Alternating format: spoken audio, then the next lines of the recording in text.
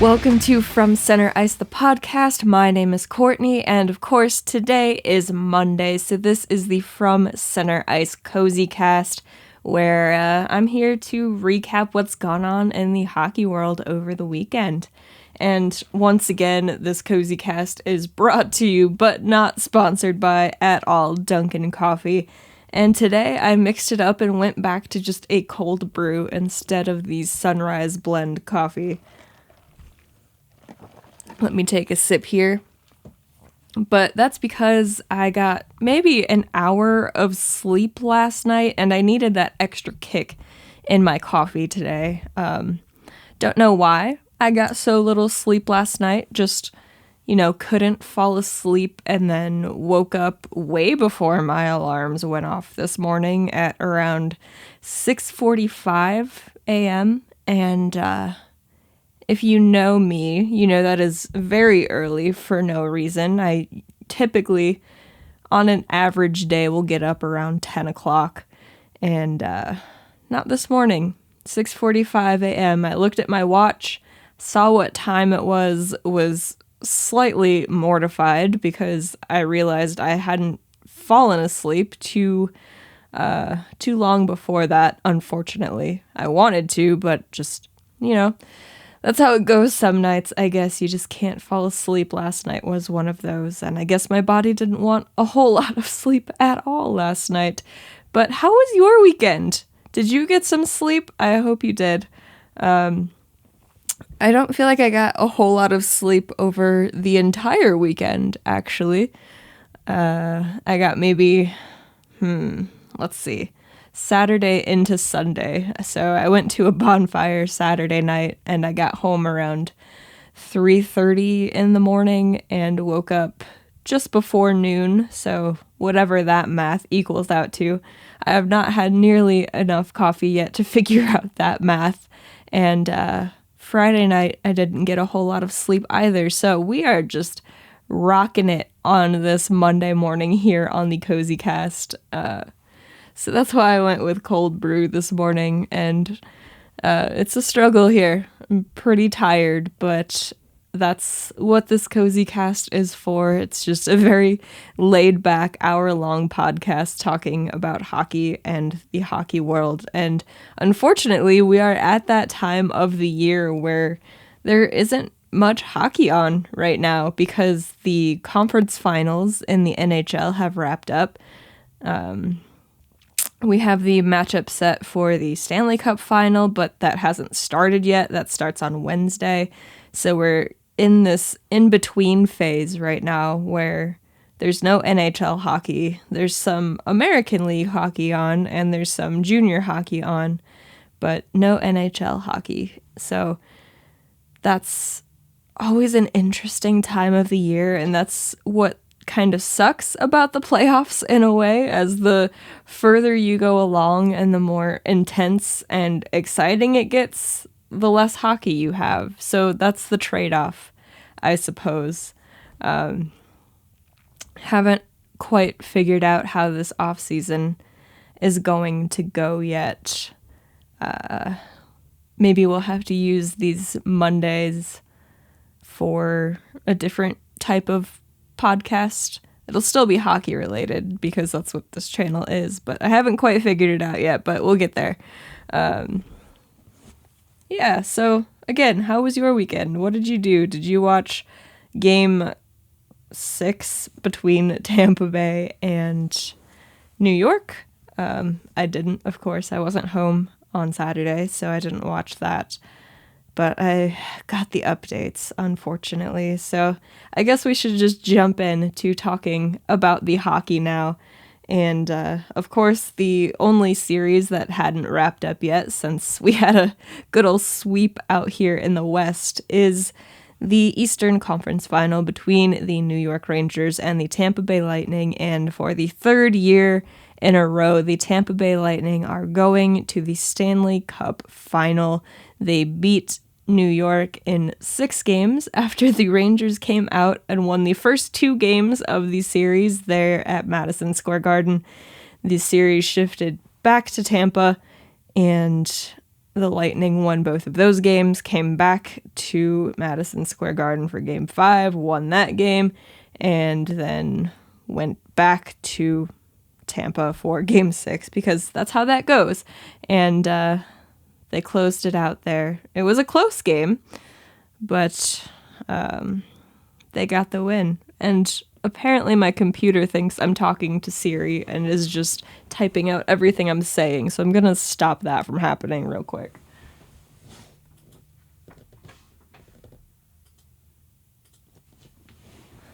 I don't know why Siri thought I was talking to her, but I most certainly wasn't. I was talking to you guys. But Game 6, Tampa only won by a score of 2-1, so it was very close. And I did watch the highlights since I didn't catch the full game since I wasn't home. And Tampa definitely looked like the better team in that game. They came out looking like they wanted to close it out, at least what I saw from the highlights. And the Rangers were heavily relying on Igor Shesterkin to come up with the saves. And he came up with a lot of A+ saves. And then, I don't know if it was the first goal by Stamkos. I think it was. It was just a shot that cannot go into the net. So that's kind of how it goes in hockey sometimes. Your goaltender comes up with all of these fantastic stops, and then just a gross goal from super far out goes in. I mean, you could ask Mike Smith about that up in Edmonton.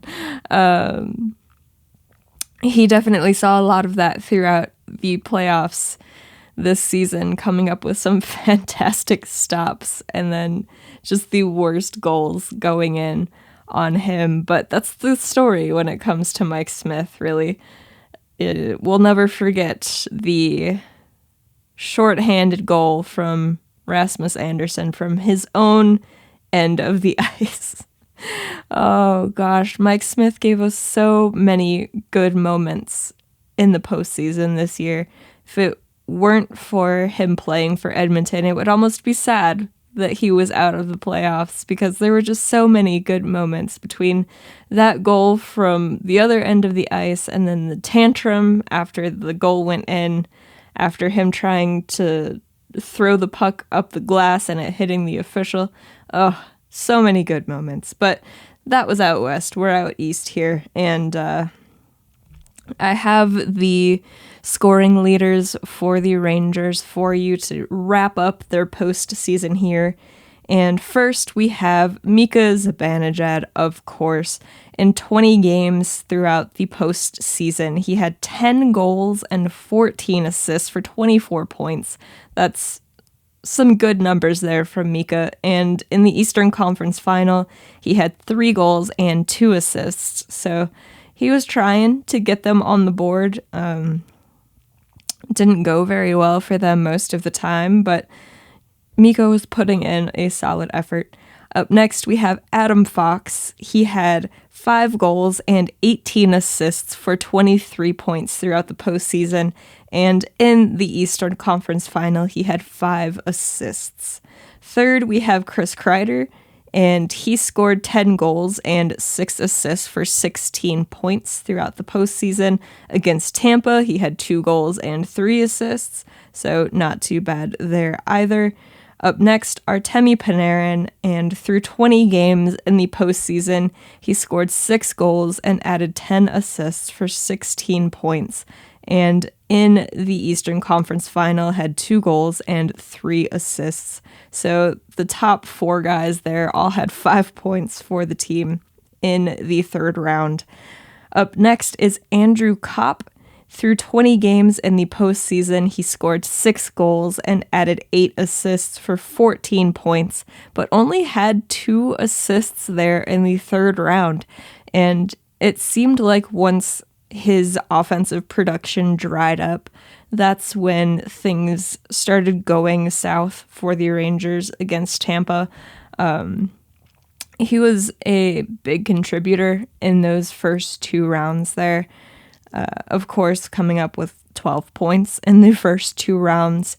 and he was setting up goals all over the place, it seemed like, and then only getting 2 assists there in the third round. It kind of told the tale for the Rangers there. They didn't have too much of a problem scoring goals in the first 2 rounds, and then only had, I think, a combined 3 goals in the last 3 games of this series, which they were facing Andrei Vasilevsky in net, so it's not a huge surprise, but they also weren't doing themselves any favors there on the offensive front. It was just interesting to see. It's almost a tale of 2 seasons for the Rangers there, but that's seems to be how it was for the Panthers too. I would say also Toronto, but they at least put up a fight against Tampa. The Rangers put up more of a fight than the Florida Panthers did. That's for damn sure. At least took them to 6, where Tampa swept Florida. So I don't know. It just sucks that some of the offense there dried up, but it also comes down to injuries, and that's what you get in the playoffs. You have to play through it. Tampa Bay didn't have Braden Point, one of their top centers, so you can't use the excuse of injuries there. But moving on with the point leaders here for the Rangers. Up next, we have Frank Vatrano. And in 20 games during the postseason, he scored 5 goals and added 8 assists for 13 points. He had 2 goals and 3 assists in the third round, so not too bad there from Vatrano. He was also a very big contributor, obviously. Didn't get 24 points like, say, Mika Zibanejad, but he was definitely chipping in with some depth offense there. Up next, Philip Hedl, the center for that kid line, and through 20 games, he scored 7 goals and 2 assists for 9 points. He had 2 goals and 1 assist in the third round, but both of those goals came in the same game. But he did also suffer an injury as well. I think it was in Game 4. He missed half of the game, was able to come back for Game 5, but likely wasn't 100%, but not many of these guys are 100%. I would guess maybe all of them aren't 100% at the end of the regular season and then going through 3 rounds of the playoffs. It's just something that you either play through or you end up missing time, like a Braden Point. But up next, Alexis Lafreniere, also on that kid line. You have 20 games played for Lafreniere, 2 goals, 7 assists for 9 points, but he only had 2 assists against Tampa, so his offense dried up there as well. Next, we have Ryan Strome, and he played 19 games, suffering an injury in that third game. He missed Game 4, but came back for Game 5 and Game 6. He scored 2 goals and 7 assists for 9 points throughout the postseason, but had 0 points in the third round against Tampa. And Capo Caco was scratched in Game 6, I read, in favor of putting Ryan Strome back into the lineup. So I know Rangers fans on Twitter had a lot to say about that. None of them were overly positive about that, but it is what it is now, I suppose. And last but not least, K'Andre Miller, through 20 games, he put up 2 goals and 5 assists for 7 points. He scored 1 goal and 1 assist in the third round. And that brings us to the man in the net, the guy who kept them in the playoffs as long as he possibly could, tried to get them through that Game 6 there, trying to will them to win that game when it just was not going their way offensively. I'm going to take a sip of my coffee here before I talk about that. But Igor Shesterkin, the MVP of the Rangers season, could possibly win the Vezina this year, probably should win the Vezina this year. Through 20 games, he had a record of 10-9. Of course, he was pulled in one of those games because the Pittsburgh series was very unkind to him, but after that, he really turned it on.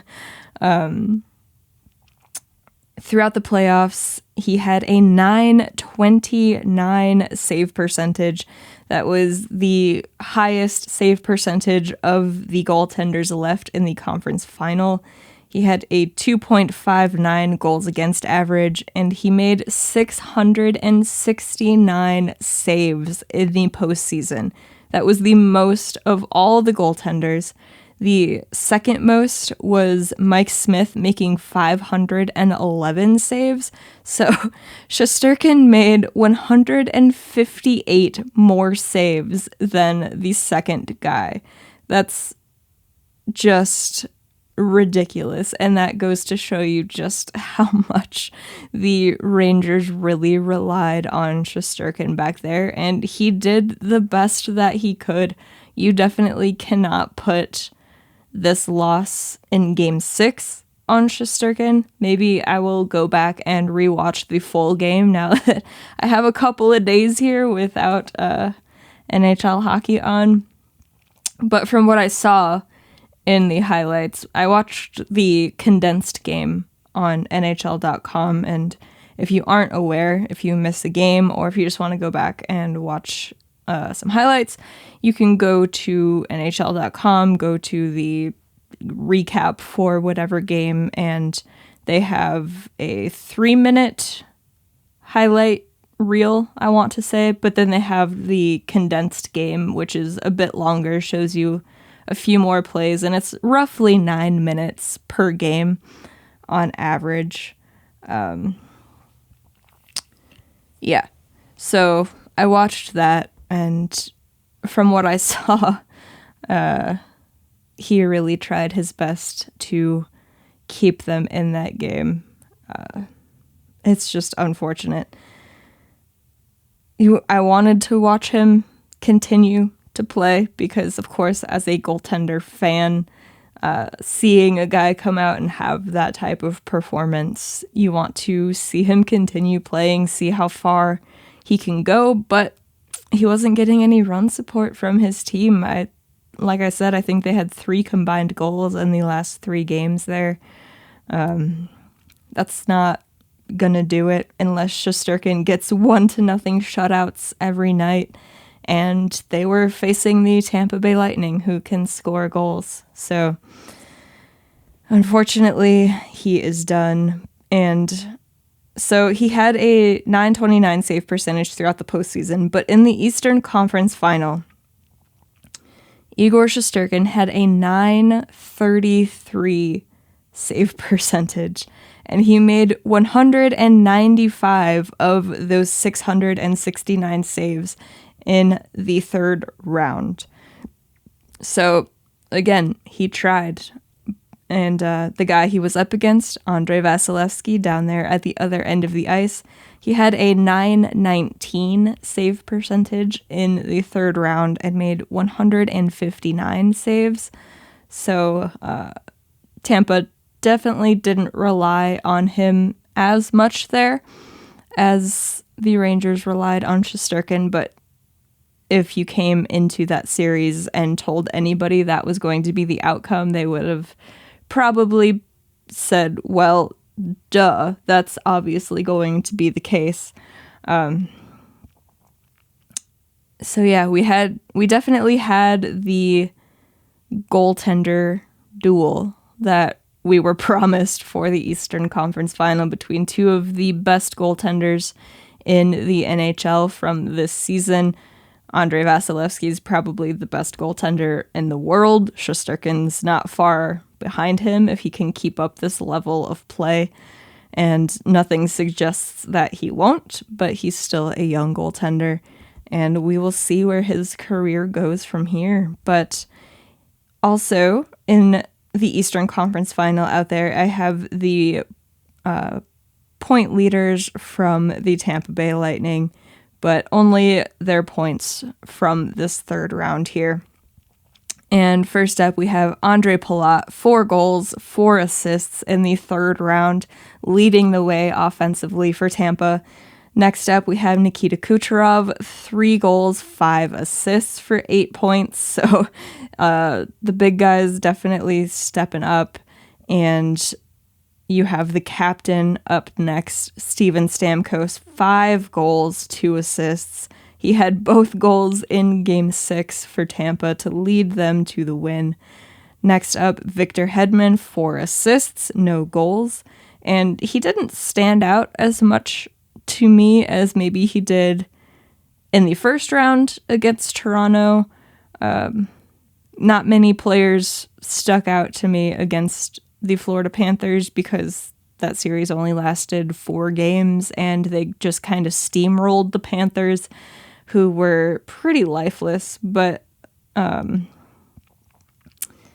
if you happen to be watching this and are a Tampa Bay Lightning fan, let me know what you've thought of Hedman's performance so far. Obviously one of the best defensemen in the league, and he's always steady as he goes back there on the blue line for Tampa, but expected him to maybe be a little more noticeable, chip in a bit more offensively. 4 assists isn't anything to laugh at. That's still pretty good, and that's all they needed, but I expected him to be a bit more noticeable back there. Next up, you have Mikhail Sergachev, 1 goal, 2 assists. And then Anthony Cirelli, 3 assists. But he plays definitely more of the shutdown role there for Tampa and is definitely becoming one of the best two-way centers in the NHL. We don't know if Patrice Bergeron is going to play again next season or not yet, but I saw on Twitter that, or maybe it was during one of the broadcasts, I don't know. Guys, I am so tired this morning. I'm sorry if this episode of the Cozy Cast is kind of going off of the rails here. My brain will not follow a straight line. But it was either on Twitter or on one of the broadcasts where they were talking about how John Cooper, obviously the head coach of the Tampa Bay Lightning, said that Anthony Cirelli will most likely be a Selke Trophy winner one of these seasons, which they should probably just rename the Patrice Bergeron Trophy, honestly. But if you are not aware, the Selke Trophy is for the best defensive forward in the league and typically goes to a center. They do typically handle more of the defensive responsibilities for the forward group. Coming back to Chicago here, Jonathan Toews has won at least 1. I don't know if he has 2, but he has at least 1. And it's pretty criminal that Marian Hossa retired without ever winning a Selke, but he was a winger, and they typically go to centers because this is the NHL, and there's just some things that are not written into law or into the rule book, but are just kind of unspoken rules, and I don't know the last non-center that won the Selke. I'll have to look that up. But yeah, it's criminal that Marian Hossa never won one. But all of that to say that Anthony Cirelli will probably end up with at least 1 in his career. When John Cooper was able to get that matchup of Anthony Cirelli up against that top line with Zibanejad and Kreider, they weren't able to score on him. So that's probably why you saw in the first 2 games when the Rangers were at home, they were able to squeak out those 2 wins. Of course, they did come back to New York for Game 5. It was just a bad effort from the Rangers. That was a frustrating game to watch, but it is what it is. Up next, Jan Ruda, former Chicago Blackhawk, 3 assists in this series for him. Next up is Corey Perry, only 2 assists in the Eastern Conference Final for Corey Perry, but when he's not scoring goals, he's parked in front of the goaltender, wreaking all sorts of havoc and running into the goalie and just creating chaos there in the crease. And I say running into the goalie, I don't mean running them over and dirty plays, which, I mean, throughout his career, he's not been known as the cleanest player, but I don't think I've seen anything that I would call dirty from Corey Perry this postseason. I don't know that we really saw anything necessarily dirty when he was with Montreal last season either. This is his third straight trip to the Stanley Cup Final as well. First with Dallas, then Montreal, and then he joined the team that beat him both times in the Tampa Bay Lightning. But yeah, he's maybe been a dirty player throughout his career, but it seems, at least to me, that he's cleaned up that part of his game. He's still obnoxious as all hell, don't get me wrong, and definitely likes to mix things up and maybe has some questionable plays here or there. But when you have a guy on the other side of the ice in Jacob Trouba, who has concussed a few guys in the playoffs during this postseason, I'll take Corey Perry causing trouble in the crease over that. But up next, also former Chicago Blackhawk Brandon Hagel, 1 goal in the Eastern Conference Final. It was an empty netter in Game 5. And I saw on Twitter, I keep going back to Twitter, but that's where a lot of hockey conversation takes place, that Lightning fans weren't super thrilled with Brandon Hagel, maybe, in this postseason so far. I don't know if it was the trade, seeing as they gave my Chicago Blackhawks 2 first-round picks and Boris Kachuk and Taylor Radish. I don't know if they're just mad because of what they gave up to get Hagel. Because at least in the first round, I thought he was extremely noticeable, and on that line with Nick Paul, it seemed like whenever they were on the ice that there was a real danger of the Leafs being scored on, maybe more so than the other lines. I feel like the depth really carried them in that first round, where since then, maybe the top guys have really taken over. That's not to say they were bad in the first round by any means. Of course, they beat Toronto, but it seemed to me, just from the eye test, not going back and looking at any stats or anything like that, that the depth guys on the Lightning were more impactful there in that first round. Again, going to the second round against the Florida Panthers, I don't remember any of it. It was very non-exciting, unexciting, non-influential on my opinion over the Tampa Bay Lightning. It was a very forgettable series, which I think maybe I just blocked it out because I was so upset about that. I was hoping we would get another fantastic Battle of Florida like we had in last year's postseason. And then, man, the Panthers, I still don't understand. Maybe I'll go back and watch the condensed games of all 4 of those games as well, because what happened? What happened? I don't know if I have any Florida Panthers fans that are listening to this or are still tuned into hockey after your President's Trophy winning team rolled over and died in the playoffs. But man, what happened there? Just a mess. But in this round against the Rangers, Hagel maybe wasn't as noticeable as well, but he was also playing injured after blocking some shots, and that came against the Panthers, I believe, in that game 4 when they closed out the series.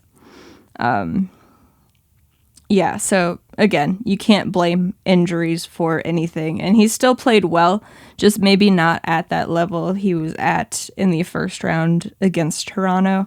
But he was still out there mixing things up on the ice. But Tampa fans didn't seem to be too happy with him and his performance. So again, if you are a Tampa fan listening to this, I know there are a few of you out there,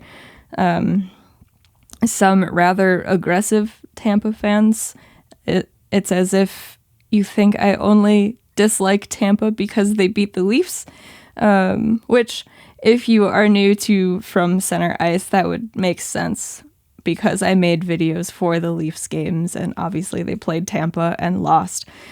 But this isn't anything new. I got very sick of them last year when they were in the Central Division and played the Blackhawks all the time.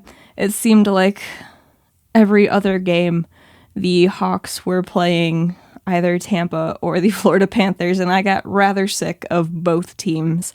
And I don't like to see repeat winners for the Cup because I want to see new teams win it. If it's not going to be my team, I will take back-to-back Blackhawks Cups or Leafs Cups. But if it's not my teams, I want to see new teams win it. And I don't think that's a strange opinion for any fan.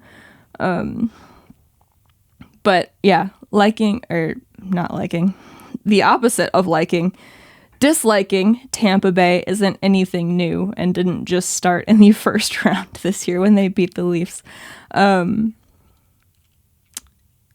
But what was I even saying? Oh, yes, Tampa fans, if you are watching this, let me know what you've thought of Brandon Hagel since acquiring him from my Blackhawks. He was, after Crawford retired, my favorite player.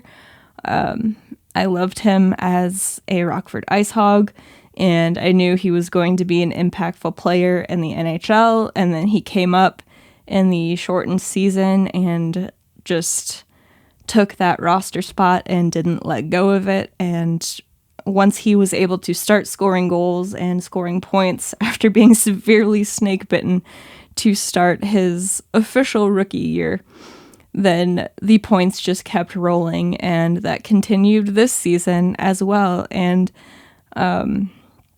when the trade was made to Tampa, I was very upset about it. Maybe one of the more vocal,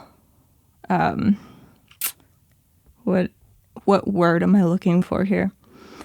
Maybe somebody who was the most vocally upset about the trade. And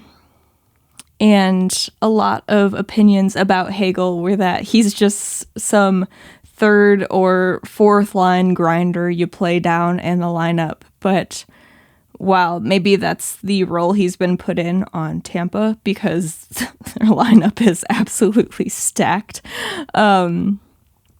he's produced points and goals everywhere he's been. Starting in junior, he had some ridiculous seasons with the Red Deer Rebels. I don't have the numbers on hand right now because I didn't plan on talking about Brandon Hagel in this episode. But again, very tired. The brain is just going in all different directions right now. But he's been a point producer at every stop along the way in his career. So it was rather frustrating to see people just talking about him as some guy who will play down low in the lineup, and that's all he is, and we should be happy that we got 2 first-round picks and 2 other prospects for him, which, yeah, maybe we should, but when I made the video after the trade, I said I can understand it, and I can also be upset about it, and both of those things can be true, and that's still true, because I will forever be mad that the Blackhawks traded Hagel, and we don't know who those draft picks are yet because the first round picks don't start this year, they start next year, so we still have to wait a little bit to see how those play out. But yeah, all of that to say, coming back to this. Oh my gosh, guys, I am so sorry. This episode is a mess. If you are a Tampa Bay Lightning fan, let me know what you have thought of Brandon Hagel's performance so far. And then last but not least, on the point leaders for the Tampa Bay Lightning in this Eastern Conference Final, you have Pat Maroon with 1 goal, and that also came in Game 5.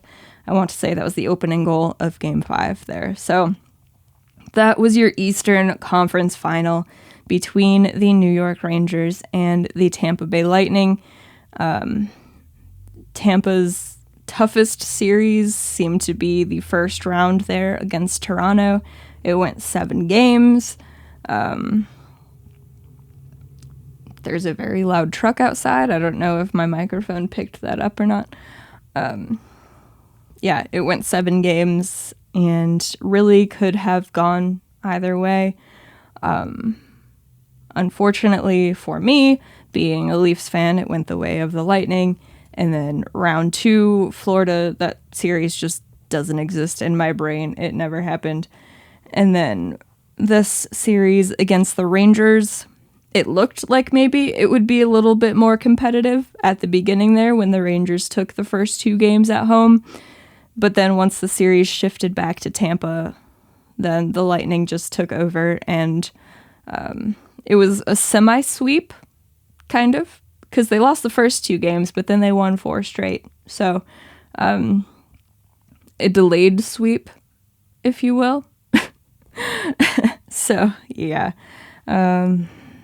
It's not surprising they're back in the Stanley Cup Final. Their roster, it did see some changes in the offseason. They lost all of their third line, was it?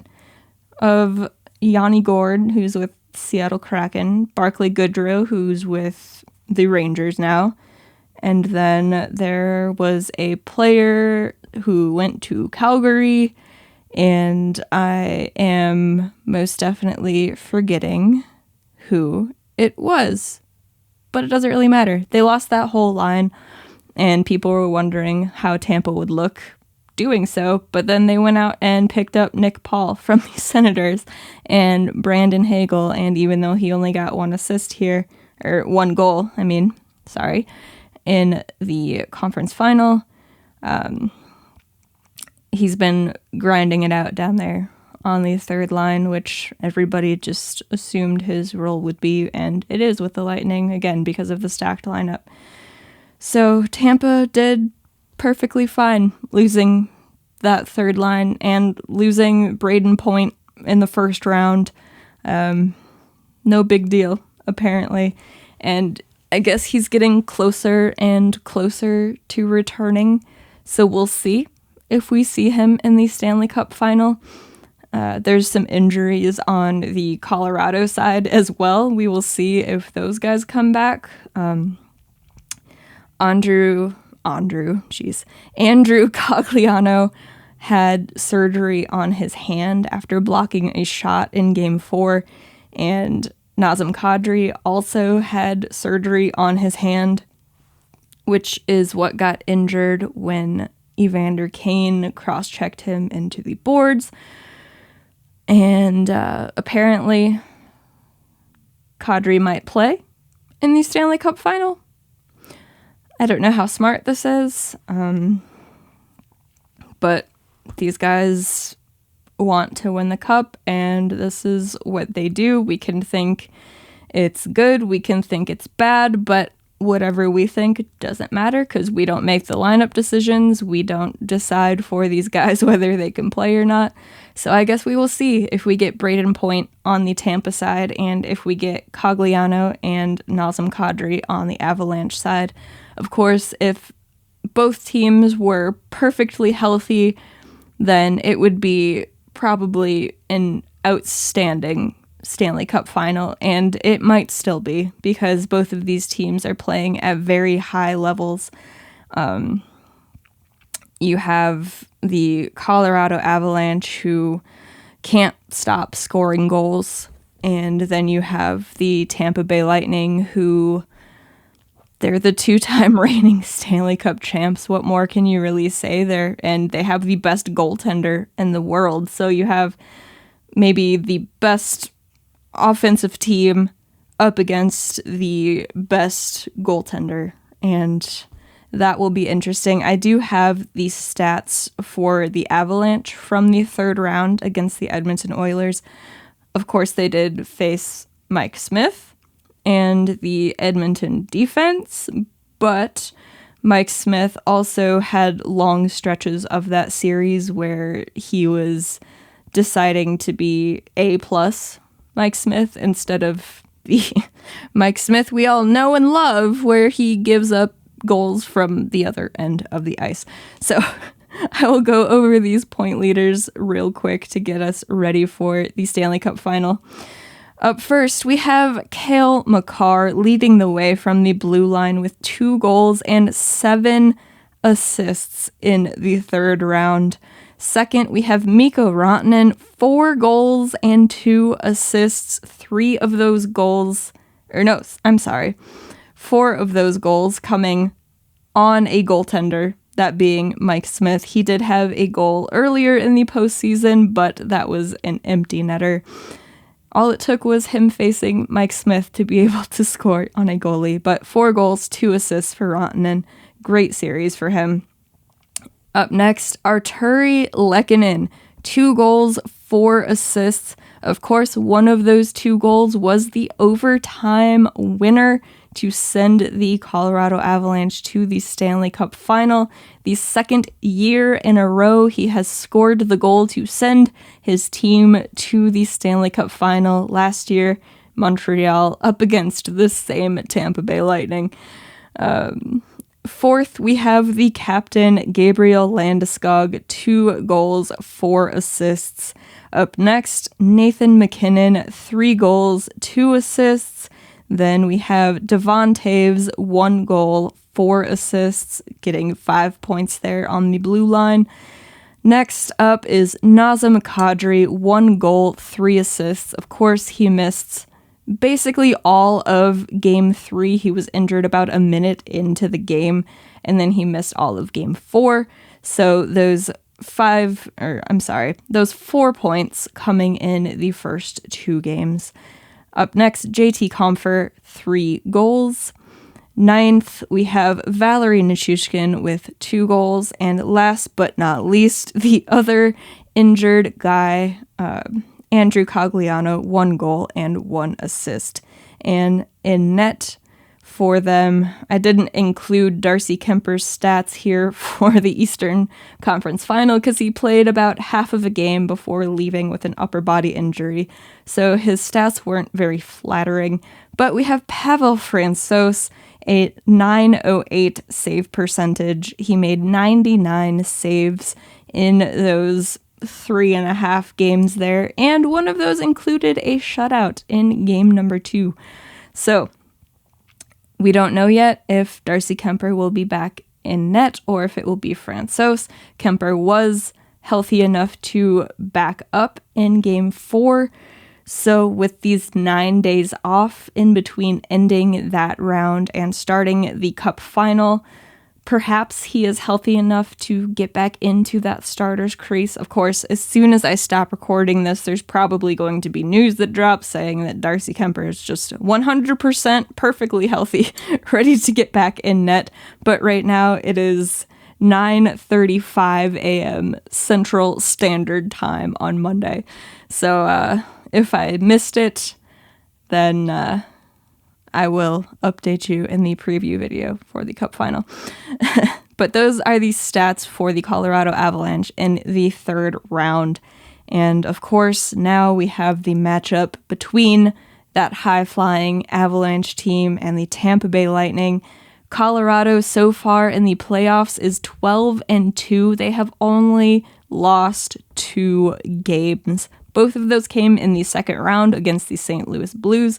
They swept the Nashville Predators in the first round. Of course, they did have to play their third-string goaltender because UC Saros was injured coming into the playoffs.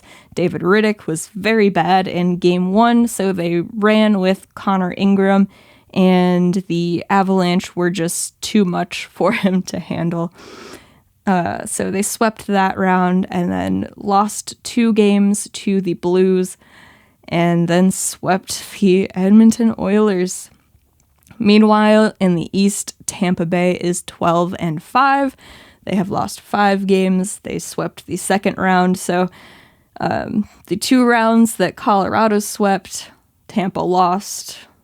They lost 3 games in round 1, 2 games in round 3, but they swept that middle round, whereas Colorado could not. When it comes to team stats, so goals for per game, Colorado is sitting at 4.64 goals per game, and Tampa is sitting at 3.06, so definitely a big difference there. When it comes to goals against per game, Colorado is sitting at 2.86 goals against per game, and Tampa is at 2.41. So the difference there is a bit smaller. Of course, you would assume that Tampa Bay has that advantage having Andrei Vasilevskiy in net, and they do have the better number there. But the difference, like I said, is smaller than the goals for per game. So if Colorado can keep up that scoring pace that they are on, then they might be able to outscore the goals that they allow. But of course, that all comes down to who is in net for Colorado and if these skaters can solve Andrei Vasilevskiy. I did read this morning that Colorado won both games against Tampa in the regular season this year, but the New York Rangers also won all of their games against Tampa in the regular season this year. So you can't really rely on that stat too much, and of course we all know that Andrei Vasilevskiy just levels up as he goes throughout the playoffs, and he blinks less and less as time goes on with his clockwork orange eyes that he has going on behind the mask there. Goalies are crazy. Anyway, special teams. On the power play, Colorado is converting at a 31.1% pace. Meanwhile, Tampa Bay is at 22.6%. So significant advantage there on the power play for Colorado. But on the other hand, on the penalty kill, Colorado is at 75.7%. Meanwhile, Tampa Bay is killing 82.5% of their penalties. So neither of those are especially surprising. Maybe a bit more surprising that Tampa Bay is not scoring more on the power play, but I don't necessarily think a 31.1% clip is sustainable on the power play for Colorado. But then again, they just can't stop scoring goals. So maybe it is. We will see. It's going to be very, very interesting, this series between Colorado and Tampa. This Avalanche team is a lot different than the last 2 teams Tampa has seen in the Cup Final the last 2 years, the Montreal Canadiens and the Dallas Stars. Yes, both of those happened. It doesn't sound real saying that Dallas and Montreal were in the Cup Final against Tampa Bay, but they were. You can't take that away from them. Last year, definitely, it was all on the back of Carey Price, so it's not surprising that the offense dried up there for Montreal. So we'll see what this Cup Final brings us if Andrei Vasilevskiy just shuts it down and completely overrules any scoring prowess that the Colorado Avalanche have, or if that offense is just way too potent and they come out flying. We saw in this third round where Tampa had those 9 days off before starting the series against the Rangers, and then they lost the first 2 games.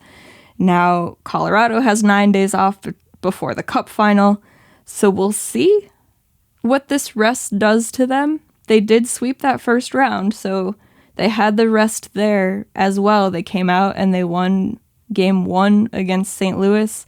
I think it went back to St. Louis tied, so the Blues would have won Game 2, and Colorado won both games in St. Louis, because I don't believe they have lost on the road yet, but they do have home ice advantage here in the Cup Final, so that doesn't necessarily mean a whole lot.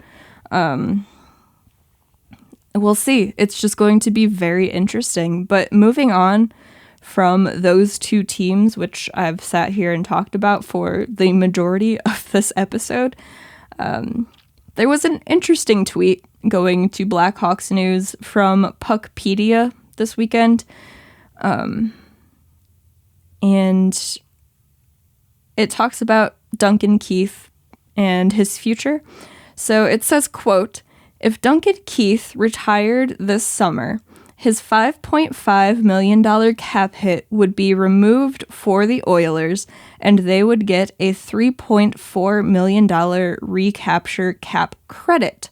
So it would add cap space to what they already have.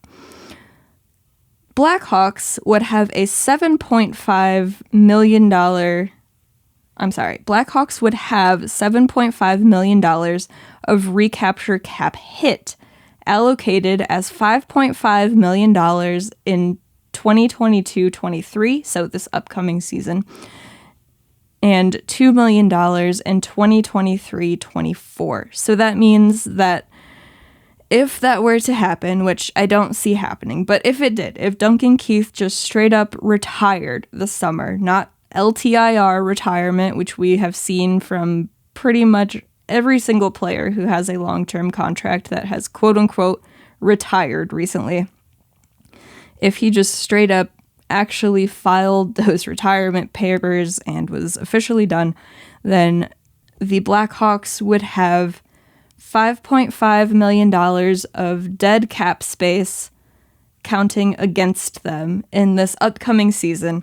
And then in the next season, they would have $2 million of dead cap space counting against them. Now, that would suck, but if that were going to happen, this is the right time for that to happen, since, of course, they are entering this rebuild, and we don't really know what the roster is going to look like. Of course, you have all of the rumors about Alex DeBrincat being traded. I talked about that on Friday in the happy hour. And then if DeBrincat goes, do they trade Patrick Kane as well? Taves already seems like he's got 1 foot out the door, but both of those two, the two big guys, have 1 year left on their $10.5 million contracts. Of course, we still have Seth Jones. His contract extension kicks in this year, so that $9.5 million contract officially starts this upcoming season. So if that were the case, and Duncan Keith did retire officially this summer, which again, I don't see happening, but if he did, then the Blackhawks would have $15 million in cap space tied up in Seth Jones and Duncan Keith, and Duncan Keith no longer plays for them. Oh, geez, that's just something unnecessary to think about. But I also tweeted it, was it last night? I think that I don't even know when to begin talking about next season for the Blackhawks, because this roster is going to look so different and we have no idea what it is going to look like. Because of course you have the anticipation of the Alex DeBrincat trade, and apparently that could happen either at the draft or possibly at the trade deadline, where, I don't know if I said this Friday, but if I have to anticipate this until the trade deadline, I'm going to lose my mind. But you have that, and then our Taves and Kane here to start the season. Dylan Strome is a restricted free agent, and there's lots of rumors of him not being qualified, so he would become an unrestricted free agent and could just go wherever he wants to.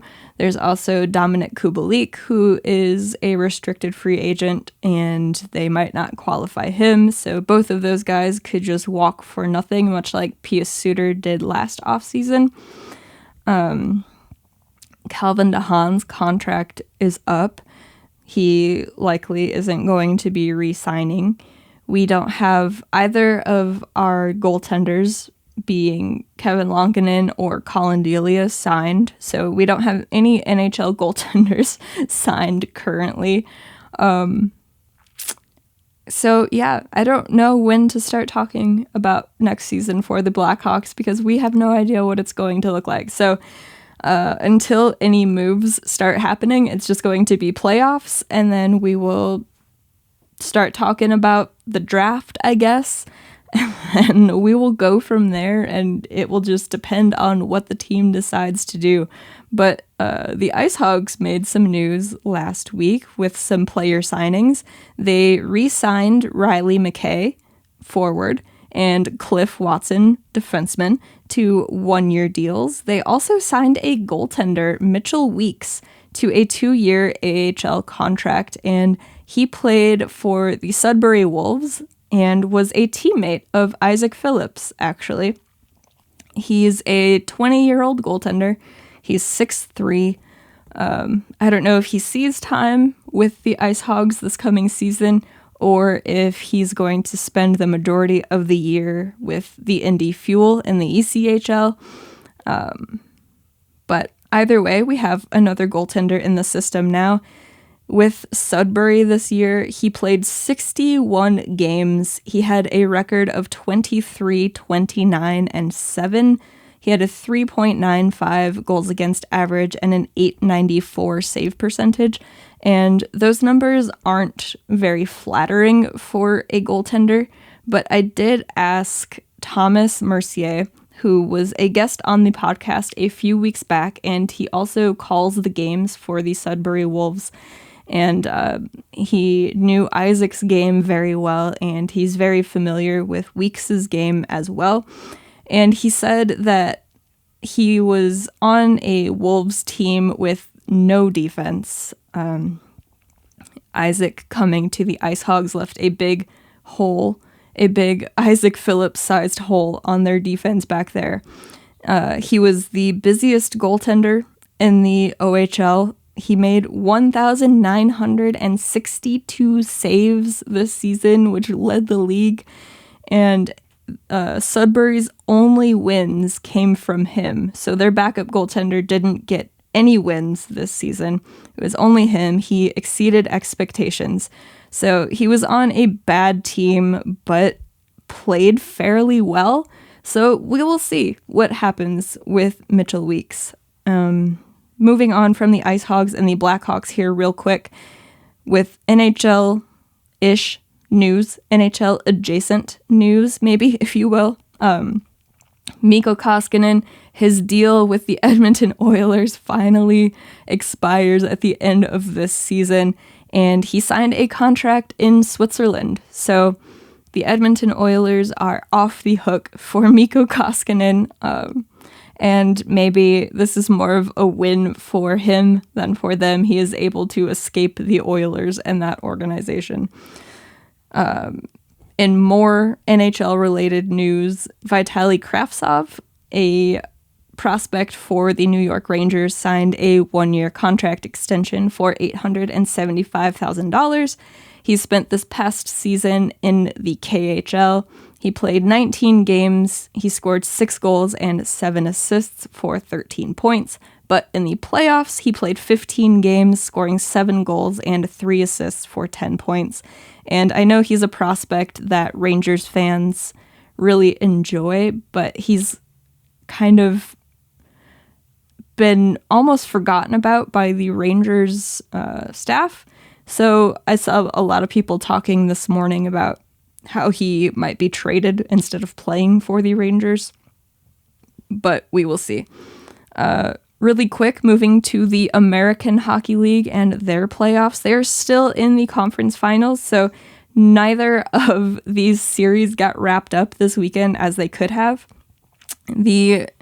Out east, we have the Springfield Thunderbirds, the affiliate of the St. Louis Blues, taking on the Laval Rocket, the affiliate of the Montreal Canadiens. And Springfield has a 3-2 series lead. I believe when we checked in with them on Friday, they had a 2-1 series lead, so both teams got a win this weekend. In Game 4, Laval won that game 3-2 in overtime. And Game 5, Springfield won that game 3-2 in overtime. So pretty tight series there. And out west, the Chicago Wolves and the Stockton Heat, when we checked in with them on Friday, the Chicago Wolves had a 3-0 lead in that series, and now it's 3-2. So Stockton, back-to-back nights, Friday and Saturday, came out with some huge wins there at home. So Game 4, they won 4-3 in overtime. I watched that game, actually. And then Game 5 was on Saturday. Of course, I was not home. And Stockton won 3-2 in overtime. So the week ahead for the American League tonight, Monday night, we have Game 6 between the Springfield Thunderbirds and the Laval Rocket. Will Springfield close it out? Will Laval tie up the series? I guess we'll have to wait and see. And then Tuesday, tomorrow night, we have Game 6 between the Chicago Wolves and the Stockton Heat. Will Chicago close out the series? Will Stockton tie it up? We will have to wait and see. And then Wednesday night, if necessary, we have Game 7 for both series. So Springfield and Laval, Game 7 if necessary, and Chicago and Stockton, Game 7 if necessary, which of course leads to Thursday and no games in the American League that night. And the only game in the NHL until we talk again on Friday is Game 1 of the Stanley Cup Final between the Colorado Avalanche and the Tampa Bay Lightning, and that is Wednesday night. So, my friends, that will do it for this episode of the Cozy Cast, maybe the most disjointed episode so far. Definitely the most tired episode so far. It was bound to happen at some point since this is a Monday podcast, and I was hoping to record them all Monday mornings, but I don't always wake up in the morning.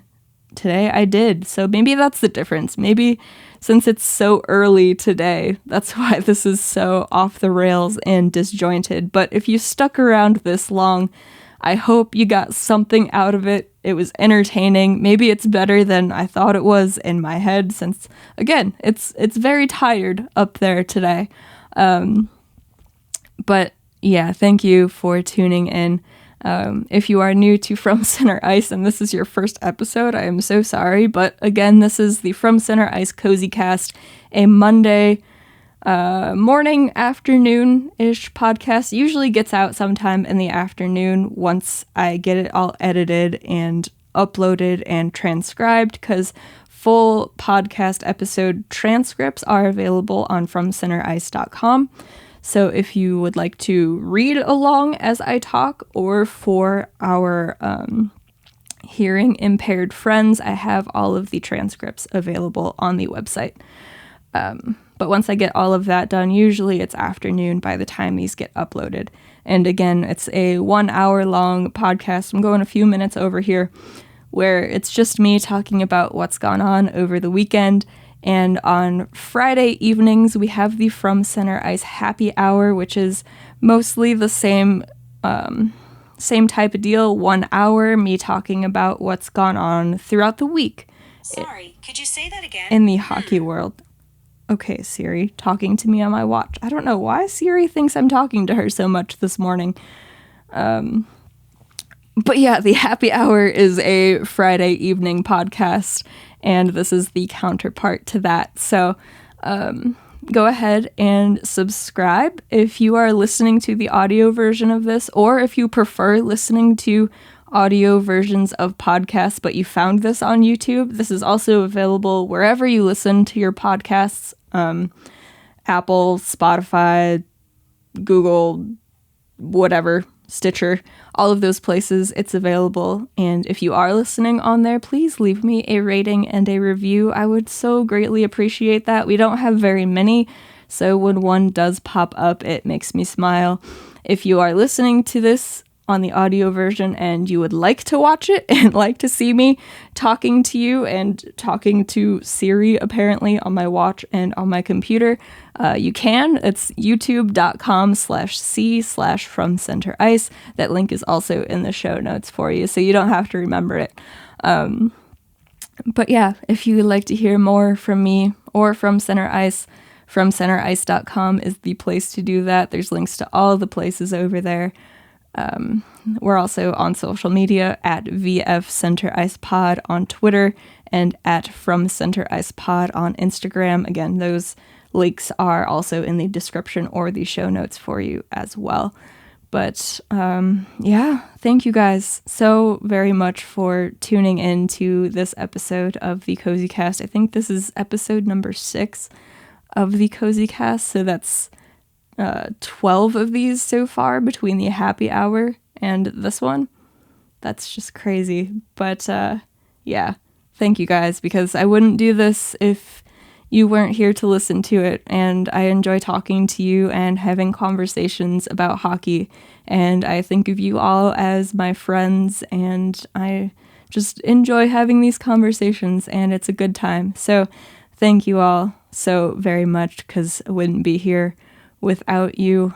And I hope you have a wonderful, wonderful week. I hope you maybe get